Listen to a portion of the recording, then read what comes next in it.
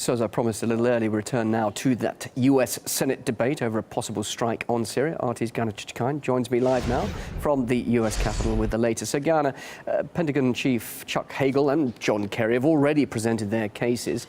What reasons did they give for striking Syria?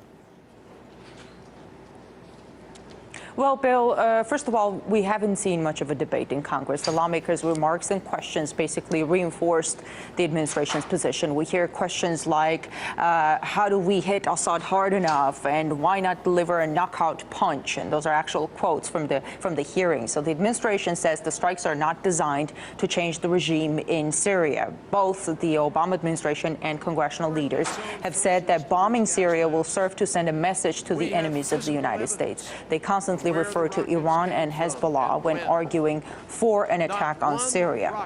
Take a listen. In regime-controlled territory. I will tell you, there are some people hoping that the United States Congress doesn't vote for this very limited request the President has put before you. Iran is hoping you look the other way. Hezbollah is hoping that isolationism will prevail. North Korea is hoping that ambivalence carries the day. They are all listening for our silence. It seems that Washington's priority at the moment is to send a message rather than to help the Syrian people to find a way out of their crisis. The Obama administration does not have the backing of the international community. Whatever action the president takes is going to be illegal under international law. Under UN Charter, a country can use force against another country only in self-defense and or when the Security Council approves such action. So the Obama administration is trying to substitute the international community with the U.S. Congress and with a number of European allies, as well as certain members of the Arab League. Another argument that we heard from U.S. officials is that U.S. allies are in danger. They named Israel and Jordan. In the meantime, Jordan said it's not going to allow the U.S. To use its airspace for strikes on Syria.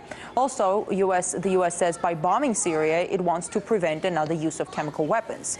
But the question is, how do you secure that goal by destabilizing the country even further? We have not heard answers to those questions. Also to the question, how will the bombings help the Syrian people? We hear about U.S. interests, the interests of allies, but not so much about the interests of Syrian people.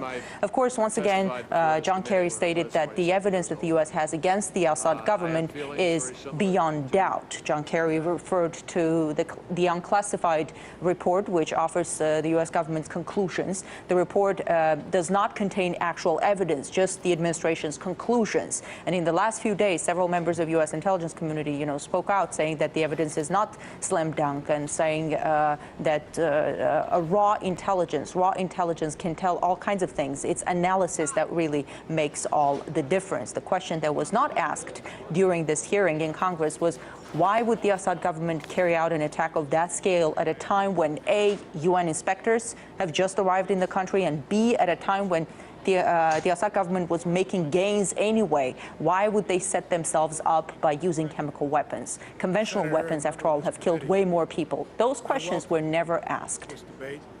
RT's Ghana Chichikine live from Washington, D.C. Thanks very much indeed for that assessment of that debate ongoing there in Washington. Now to other news.